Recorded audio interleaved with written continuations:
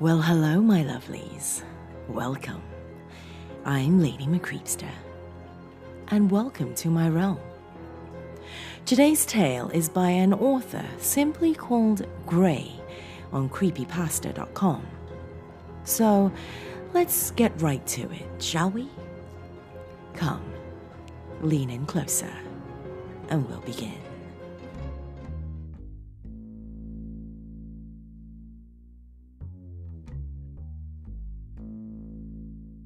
Annie ran away again the other night. It took me hours to find her in the park, going back and forth on the swings without a care in the world, like she had every right to be there. And she dyed her hair again. Blonde this time. I didn't want to make a fuss with all those people around, so I caught her on the backswing and dragged her home kicking and screaming like a lunatic. It was humiliating. I had to smile and shrug at all the people staring like it didn't bother me. As soon as we were home, I sent Annie to her room. She just sat there on the bed, crying and crying. The way she carried on, I didn't have the heart to yell at her for running away. I guess that's the real problem, this lack of discipline. I've never been good at tough but fair. I'm always going too far one way or the other.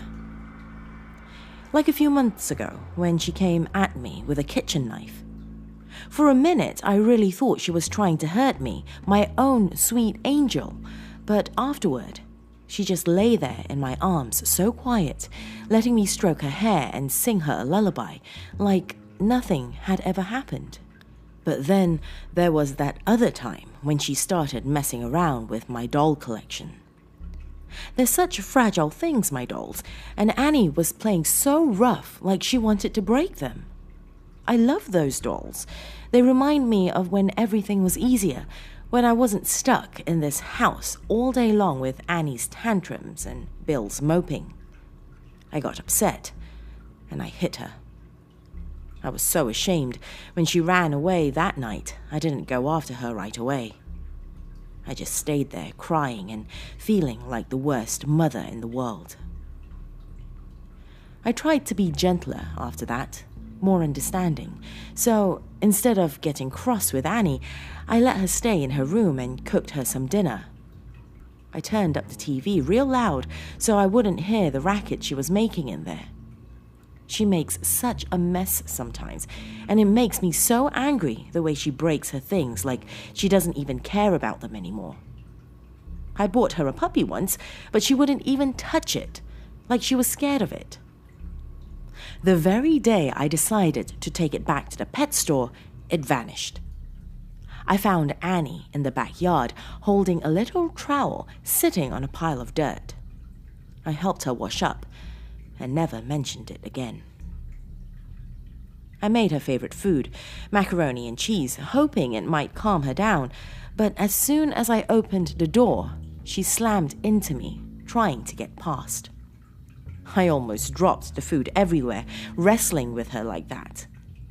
She had this wild look in her eyes, like an animal. It scared me, being alone in there with her when she was like that. I put the food on her desk and gently pushed her towards the chair. I made it just the way you like it, I told her, smiling and trying not to look as afraid as I felt. She stared at me like she didn't understand a word I was saying. Will you eat some of it? I don't want to, she said. Her voice sounded strange, different than I'd ever heard it before. I hope I didn't shudder. I didn't want to upset her. Please, Annie, I'm very worried about you. That's not my name. She likes to change her name sometimes. It worries me. One day she's Beth, the next day Irene. It's just like her hair. She changes it every time she runs away.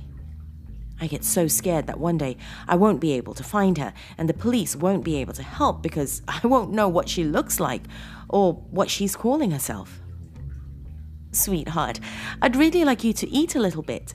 Just a little, please, for Mommy. And then she said, with the meanest look on her face, You're not my mommy. It hurt so much.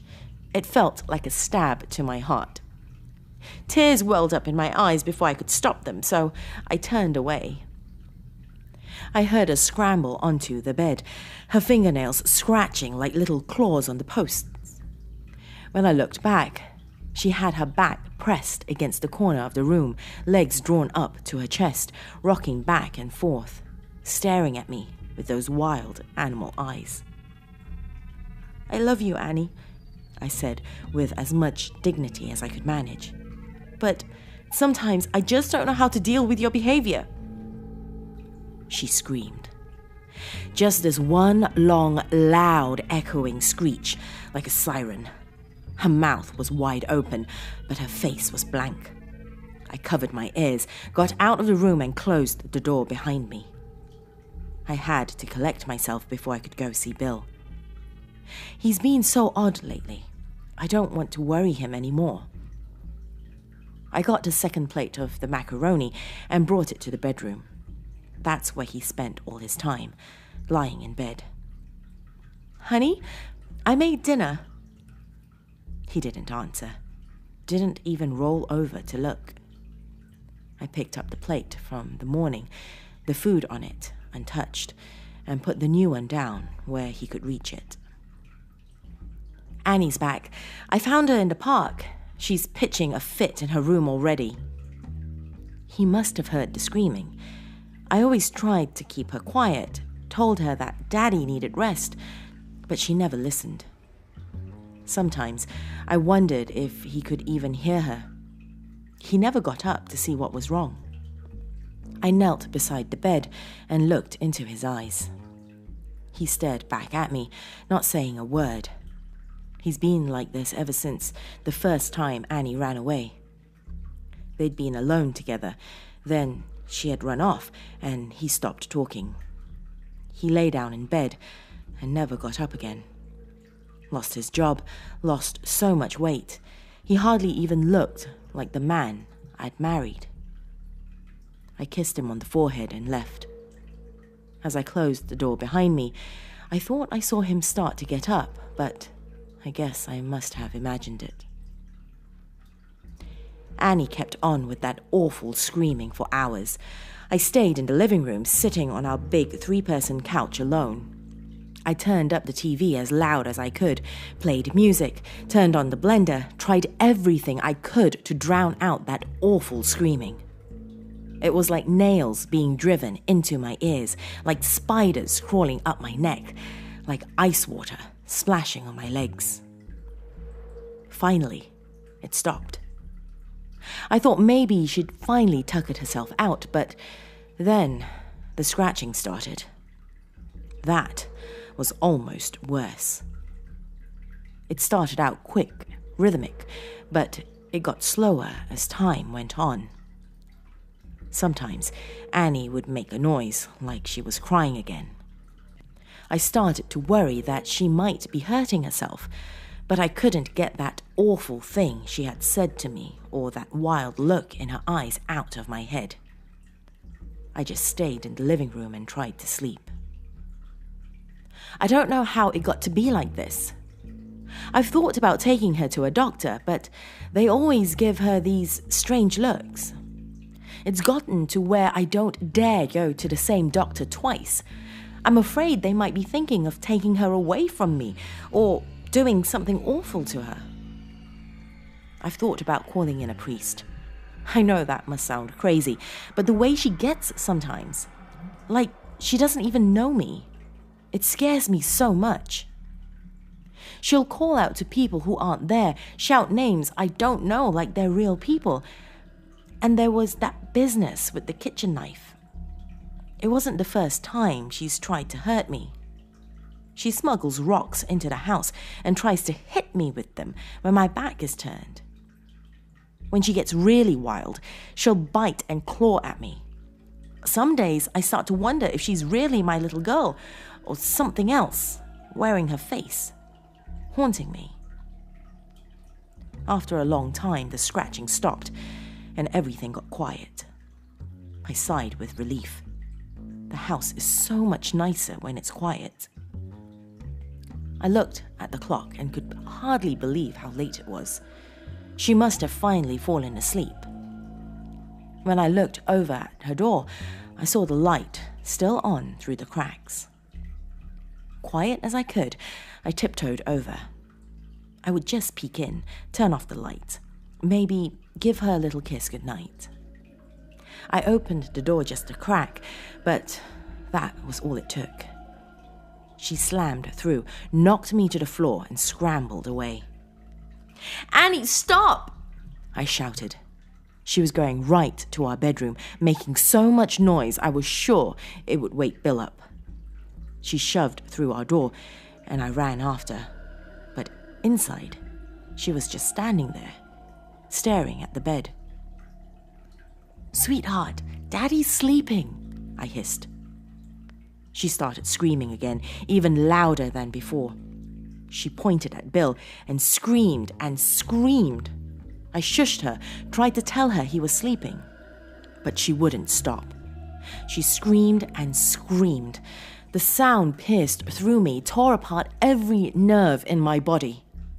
I covered my ears and scratched at my face, and soon I was screaming too, just as loud as she was. I took her up in my arms, and we screamed together. I hugged her as tight as I could, squeezed her to me, wishing I could do something, anything, to make it stop. I held her so close I could feel her heartbeat, how soft and quiet it was, growing quieter and quieter. She stopped screaming, there in my arms, and soon I stopped too. I sank to my knees, holding my little girl in my arms, stroking her hair. I don't know how long we stayed like that. It was so dark in the bedroom. I looked down at Annie, but it wasn't Annie at all. I was holding one of my dolls. I must have fallen asleep, holding her there, and she snuck away and put a doll in my arms instead. It was a funny doll, one I didn't remember having. It had such lovely blonde hair. I felt so silly, holding that doll like that for who knows how long. I got up and carried it to the closet where I keep the other dolls and laid it there. There were so many dolls, and they were all so big. I was starting to run out of room. But I couldn't throw them out. They were so pretty, such lovely little dolls. They all looked different, but every single one reminded me of Annie. I checked around the house, but she was gone. She must have been very upset to run away twice in just 2 days. I got my coat and got ready to go look for her again. Before I left, I went back to the bedroom to check on Bill. Somehow, all the noise hadn't bothered him at all. I touched his forehead, but he didn't seem any different. My fingers stuck a little bit, and there was some funny green stuff left on them afterwards. I wiped it off on the bed and said goodbye. It was such a lovely day outside. I took a deep breath of the fresh air. I love our house, but every once in a while, I notice the worst smell in there. Somewhere off in the distance, I heard the sound of children laughing. It was so nice to hear after all that awful noise last night. Maybe Annie thought so too. So I followed the laughter.